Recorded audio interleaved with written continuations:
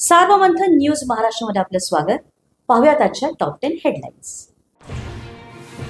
नाशिकमधील वृक्षतोडीला 15 जानेवारीपर्यंत स्थगिती. राष्ट्रीय हरित लवादाचा अंतिम आदेश. कायदेशीर प्रक्रिया पूर्ण होईपर्यंत झाडे तोडू नका, सरकारला आदेश. दोन्ही सभागृहामधील विरोधी पक्ष नेते अधिवेशन संपण्यापूर्वी नेमा. उद्धव ठाकरेंची मागणी तर काँग्रेसचा दावा खोडण्यासाठी घेतली विधानसभा अध्यक्षांची भेट. सभापती राम शिंदेंचीही घेतली भेट. सर्जेराव टकले आणि नितीन देशमुख या आव्हाड पडळकर समर्थकांना 2 दिवसांच्या कारावासाची शिक्षा. बातमीवरती शिक्कामोर्तब. पास देताना पार्श्वभूमी देखील तपासा, अशी बोंडेकर समितीची शिफारस.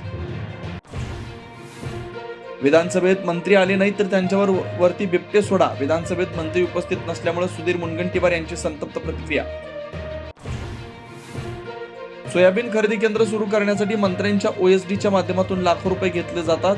विधानसभेत विजय वडेट्टीवार यांचा खळबळजनक आरोप, तर अखिल काझींनी मात्र आरोप फेटाळले.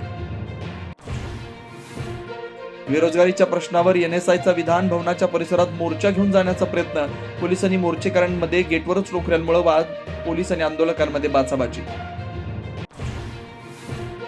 देशभरात 2027 मध्ये जनगणना होणार. केंद्रीय कॅबिनेट बैठकीत मोठा निर्णय. 2 टप्प्यात जनगणना होणार असल्याची माहिती.